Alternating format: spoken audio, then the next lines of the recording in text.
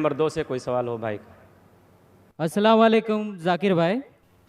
I am Joseph Fernandes working in a call centre. میرا سوال آپ سے یہ ہے کہ مجھے کئی دوست ملے جن میں سے کچھ سیاہ ہیں اور کچھ سنی.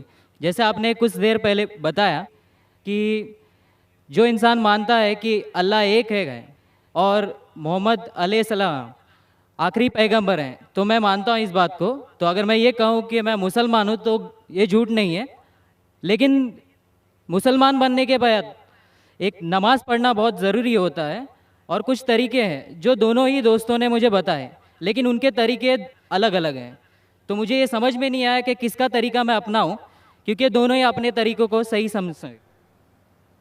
بھائی صاحب نے سوال کیا کہ اگر اللہ ایک ہے اس میں ماننا ہے اور محمد صلی اللہ علیہ وسلم پیغمبر ہے تو میں مانتا ہوں تو اس طریقے سے مسلمان ہوں میں.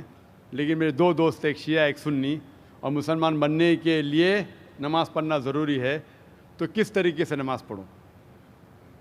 بھائی صاحب آپ کہتے ہیں کہ اللہ ایک ہے, آپ مانتے ہیں کہ اللہ کے پیغمبر محمد صلی اللہ علیہ وسلم آخری پیغمبر ہے, تو آپ نے کہا کہ کس طریقے سے نماز پڑھوں. یہ شیعہ سنی جو آپ نے پوچھا,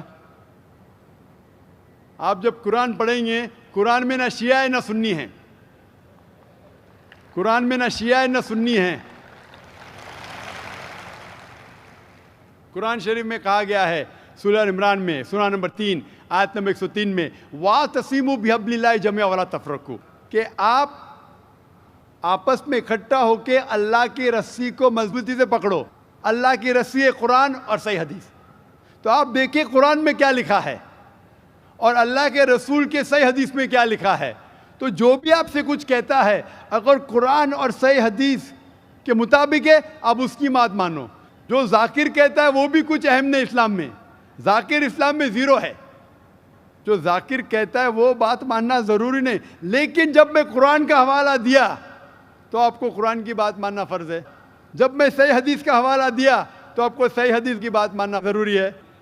تو اسی لیے کوئی بھی شخص کچھ کہتا ہے اگر اختلاف ہے اس میں تو پھر سے رجوع ہو جاؤ قرآن اور حدیث کے پاس, کیونکہ قرآن میں لکھا ہے سورہ نساء میں سورہ نمبر 4 آیت نمبر 59 میں ورس نمبر 59 میں اطیعوا اللہ واطیعوا الرسول, اللہ کی اطاعت کرو, اللہ کی بات مانو اور اللہ کے رسول کی بات مانو.